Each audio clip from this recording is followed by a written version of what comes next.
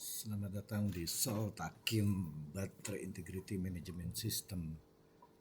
Kita lihat di sini kita punya beberapa menu.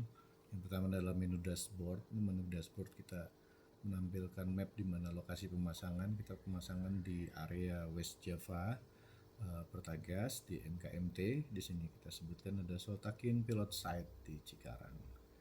Oke, kemudian kita lihat di sini adalah di tier 1 adalah untuk melihat dari voltage health score, kemudian bus voltage adalah total dari jumlah sel yang dipasang, kemudian string current adalah arus yang mengalir pada baterai yang di seri, kemudian adalah string imbalance adalah mengindikasikan total string imbalance pada suatu rangkaian sel baterai. Kemudian kita lihat di sini ada live heat map. Di sini terlihat bahwa kita memasang 91 sel baterai yang dengan tipe nikat dari mulai sel 1, sel 2 sampai ke sel 91. Di sini kita lihat bahwa di sini adalah live data di mana kita lihat adalah performance dari setiap sel. Di sini kalau kita klik di sini ada kelihatan di sini ada di sel 8 not 2 itu tegangannya, apa yang membuat dia menjadi merah nanti akan kita jelaskan. Kemudian di sini ada beberapa widget. Di sini ada tier 1 KPI summary. Kalau kita lihat di sini ada totalnya ada 91, kemudian VI score-nya ada 92% dari 100%, imbalance-nya ada 9,9 mV, temperatur anomali di satu sel, kemudian elektrolit oke. Elektrolit ini maksudnya adalah liquid yang ada di dalam sel baterai, liquid elektrolit ya, di alkalin bentuknya di dalam sel baterai. Kemudian di sini ada rata-rata di tegangannya di 1,4, kemudian min max-nya minnya di 1,3, kemudian max-nya di 1,42. Kalau udah lihat dari data sheet-nya baterai nikat yang dipasang di MKMT itu VTX 1M150 itu tegangan float di sekitar 1,42 dan tegangan optimal di sekitar 1,2. Oke, kita lihat dengan trend history. Di sini kalau kita lihat trend history bus voltage trend, ini kita lihat trendingnya, kemudian ada string current trend, kemudian ada voltage dispersion, ada di sini ada nanti ada deviationnya ya kalau kita lihat. Kemudian di sini ada cell voltage range min max-nya. Kemudian kita bisa pilih di sini grafik per 5 menit, per 15 menit, per 1 jam, per 6 jam, dan per 24 jam. Oke, kemudian di bawahnya ada cell health distribution over time. Jadi kita lihat di sini adalah kalau yang hijau dia good, agak biru ini kita harus memantau terus. Kemudian di sini kuning warning dan merah critical. Kalau kita lihat di sini, hasil dari cell health distributionnya. Ini jumlah hijaunya, kemudian ini jumlah yang harus dipantau, kemudian ini adalah jumlah yang warning.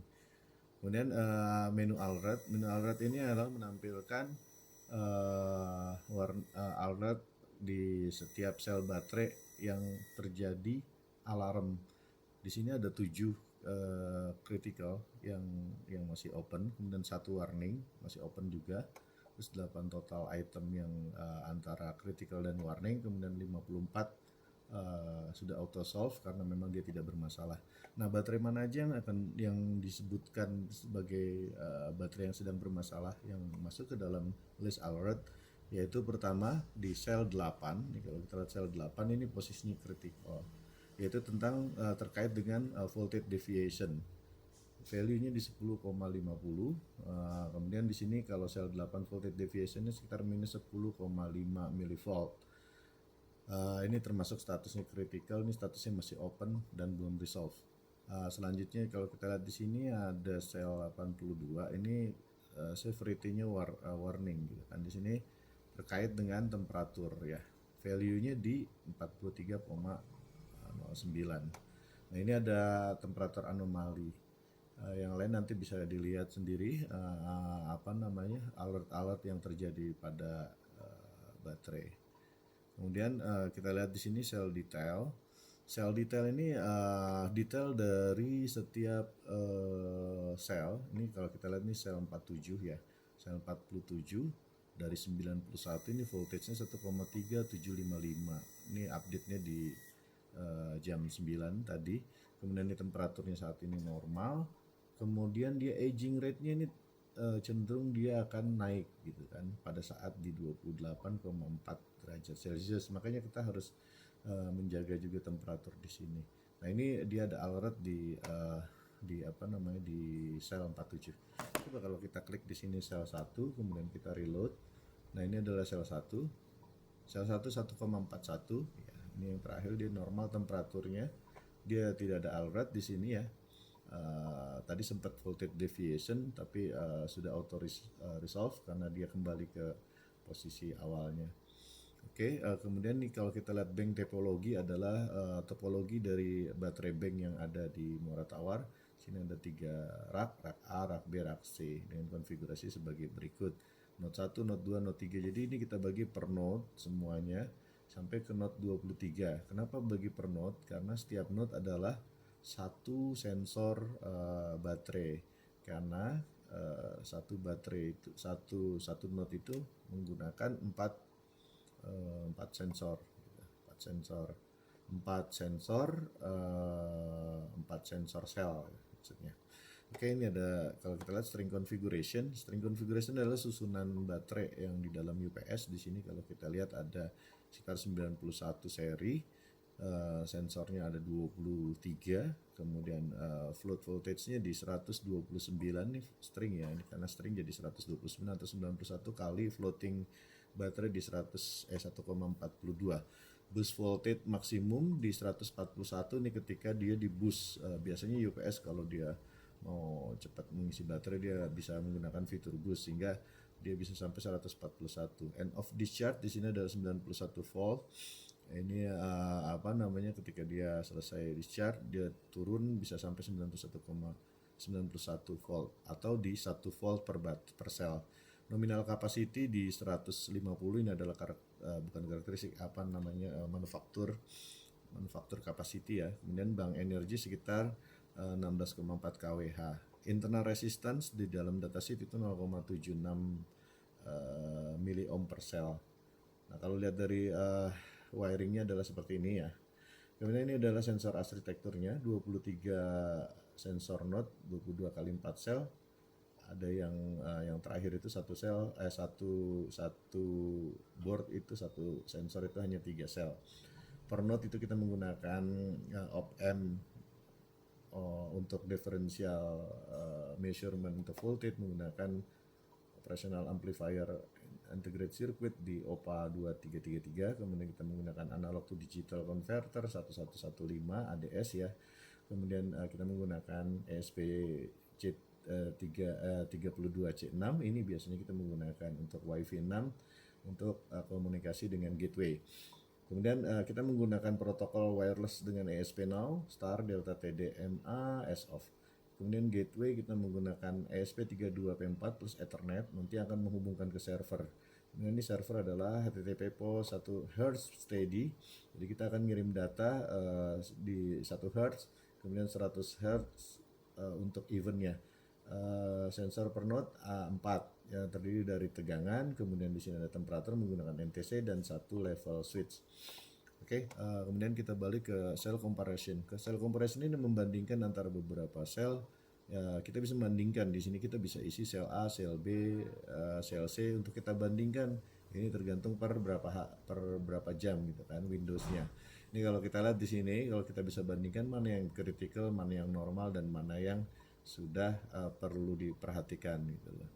Nah, ini trennya belum muncul, ini karena memang kita belum mendapatkan trennya. Kemudian detail comparison nanti dilihat di sini bahwa sel ID ini kita bisa lihat nih kesimpulan dari detail comparison yang ada di sini. Itu bisa kita lihat di sini adalah sel 1 node 12, sel 47 node 12, sel 1 node 1, kemudian sel 82 node 21. kita lihat di sini voltage-nya adalah 1,3, di sini 1,4. Nah, ini berbeda-beda. Ini karena kita bandingkan sel-sel yang berbeda. Kemudian temperaturnya juga kita lihat berbeda. Di sini kelihatan temperatur lebih tinggi, di sel 82. Nanti kita lihat efeknya kenapa di temperatur tinggi dan sel 82 ini apa yang terjadi. Kemudian kalau dilihat dari aging severity-nya di sini dia cenderung naik dan ini high. Kemudian open alert di sini ini ada pernah sekali dia kemudian ini nol karena dia tadi sempat naik, tapi dia kembali karena memang kondisi baterainya bagus lagi. Kemudian ini ada terjadi 2 kali alert. Ini totalnya alertnya. Capacity testnya kita belum melakukan capacity test, nanti saya jelaskan untuk apa capacity test. Kemudian event maintenance juga belum dilakukan. Oke, ini adalah event timeline-nya. Di event timeline di sini kronologi activity-nya ini ada kronologinya, kapan sel 48 ini warning alert, itu apa yang terjadi. Ini di sini ada tulisannya sel 8 voltage deviasinya terlalu tinggi di plus 5,6 mV gitu. Kemudian ini ada lagi di sel 28 ada warning alert. Ini karena sel 8 voltage deviation ini di minus 3,7. Ini statusnya adalah warning. Oke, kemudian ini semua warning ini udah auto solve. Nah, ini ada yang belum di sel 8. Di sel 8 ini masih open ya. Sel 8 voltage deviation ini tinggi 10,5 mV. Gitu loh. Ini adalah critical. Kemudian di sel 8 itu sel 8 muncul ini sel 82 tadi udah sempat alert, kemudian dia auto resolve sehingga dia kembali ke warning. Oke, sekarang maintenance. Ini maintenance yang harus dilakukan ketika ditemukan alert. Ini ada rekomendasi yang harus maintenance lakukan. Contohnya di sini investigate di sel 15. Sel 15 itu ada voltage deviation di 23. Ya, statusnya critical. Ini actionnya apa di maintenance itu adalah visual inspection, infrared measurement, replacement evaluation. Jadi kemungkinan harus dievaluasi apakah ini perlu diganti atau tidak. Ini source mendapatkan generate recommendation ini dari machine learning di critical alert. Kemudian ini kalau kita lihat di sini maintenance kalendernya ini yang harus dilakukan investigasi ya, di investigasi 14 hari ini 30 hari untuk sel elevated temperature. Nah, ini semua muncul di sini. Kemudian di capacity test. Nah, yang tadi capacity test adalah kita melakukan tes kapasitas dari sebuah string baterai atau 91 string baterai. Nah, ini kita bisa lakukan pengetesan ya posisi charge dan discharge. Dia ini akan menentukan namanya open circuit voltage. Nah, itu kita bisa masukkan sebagai suatu untuk kita masukkan sebagai data untuk dataset dari machine learning nantinya. Nah, oke, sekarang kita bahas tentang prognostiknya. Di sini prognostiknya kalau kita lihat ada string level state of health di sini 91,38%. Ini berdasarkan perhitungan dari machine learning ya. Nah, metodenya ada 3, yaitu ada di tier 3 proxy antara voltage deviation plus aging. Ini pemodelan dengan menggunakan tier 3 yang tadi dijelaskan. Nah, tier 3 machine learning adalah proxy mode di mana menggunakan dia proxy mode yang akan menentukan terkait dengan diganti atau tidaknya. Kita menggunakan training machine learning dengan XGBoost setelah kita melakukan capacity test yang tadi ya. Makanya capacity test itu penting untuk data setnya si machine learning. Nah, kita menggunakan XGBoost ini untuk menentukan string level SOH. Oke, kemudian di sini dia ada capacity projection. Ini akan berubah ya tergantung dari beberapa kejadian-kejadian warning. Ini kalau kita lihat di sini di kapasitas 150 ampere hour, dia bisa terjadi penurunan di 100 ampere hour ketika di 60 bulan gitu loh. 60 bulan kalau kita masih dalam kondisi ini. Tapi ini akan sifatnya dinamis ya, nanti tergantung dari bagaimana kita melakukan priority replacement kalau memang itu sudah dilakukan pengetesan yang ya di menu maintenance ini. Kemudian kalau kita lihat nih distribusi terhadap state of health, ini kita sort dari mulai yang worst dan best. Ini kalau yang worst di sini di sel 82 SOH-nya udah 70,35%. Kemudian ini sel 23 SOH-nya 77,18%. Kemudian sel 47 SOH-nya adalah 83,17%. Nah, yang ini warning adalah di sekitar di atas 80% ya semua. Sampai dengan yang kondisi normal sekitar 92% ke atas. Oke, ini ya bisa kita bikin reportnya ya, report terhadap sel summary-nya, kemudian report alert dalam 30 hari, kemudian report maintenance dan capacity test report. Setting-setting ini adalah setting-setting konfigurasi parameter ya.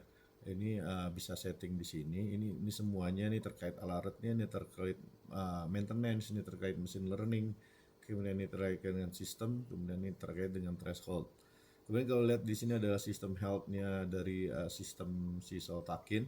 Ini kita udah merecord sekitar 2.705.432 sensor data-datanya, kemudian rata-rata per menit itu di sekitar 86,5 row per second. Kemudian database size-nya udah 423 MB. Nih finding alert ada 63. Service statusnya di sini kita menggunakan Face API yang lagi running ya, database pool-nya juga lagi running, alert engine-nya juga lagi running. Nah, ini time scale database-nya adalah time series-nya data untuk mengakuisisi dari sensor ya secara time series. Last update-nya di tanggal sekian. Kemudian ini sistem info ada di sini namanya Soltakin Base Machine Learning versi 1. Kemudian Python kita menggunakan Python 3.10, Windows-nya kita menggunakan Windows 10, kemudian hostname-nya kebetulan di laptop saya. Oke, kemudian kita lihat sini audit log. Nah, ini adalah logger ketika ada orang yang login dan logout. Kemudian ini ada help ya. Helpnya ini nanti ini menjelaskan sih terkait dengan Soltakin Baterai Integrity Management System. Kita menggunakan platform, ini kita namakan Soltakin Beams dengan karakteristik baterai 91 baterai series, tipenya Alcat VTX 1M 150 sebagai pocket plate niket. Kemudian UPS yang digunakan adalah Gutor PEW 1020, kapasitas 10 kVA. Kemudian backend yang kita gunakan Python 3.1, Fast API dan Asynchronous JPG. Database kita menggunakan Postgres dengan timescale DB untuk time series data logger. Kemudian front end kita menggunakan admin LTE, Bootstrap 4, Chart.js dan Leaflet untuk map ya. Kemudian machine learning library kita menggunakan NumPy, kemudian Scipy, kemudian Scikit-learn untuk tier 1 sampai tier 2 aktif dan tier 3 placeholder. Machine learning pipeline ini kalau kita lihat di sini adalah 3 tier KPI arsitektur ya untuk di machine learning pipeline. Terus 1 untuk real time dan statistik kita menggunakan robust G-score, voltage head score, dispersion, kemudian temperature anomaly. Tier 2 itu kita menggunakan periodic physical inform dari RNU's aging score, kemudian kita menggunakan float current drift dan IR estimation berdasarkan event base. Kemudian tier 3 itu prognostic dan supervise. Untuk pembacaan SOA dan RUL prediction, proxy mode sampai pada capacity test, dan kita menggunakan XGBoost plus deep survivor. Kemudian referensinya kita menggunakan EIC 60623 nickel cadmium prismatic secondary single cell. Kemudian EIC 62259 nickel cadmium with partial gas recombination. Kemudian IEEE 1106 terkait dengan installation maintenance testing of vented nickel cadmium battery. Untuk subtechnical bulletin Nikat float life aging mechanism. Ini ada baterai pemodelannya, kita menggunakan referensi Safeheart CM dari tahun 95 ini, tapi ini bisa kita pakai sebagai referensinya. Oke, mungkin itu aja. Ini adalah data-data JSON ya, data-data JSON dari ini nggak perlu dilihat lah, ini untuk programmer ya. Terus ini juga data help. Ini kita untuk melihat aja apa yang terjadi di data pengolahan di machine learning. Oke, itu dulu dari kami tim Soltakin Baterai Integrity Management System. Terima kasih. Assalamualaikum warahmatullahi wabarakatuh.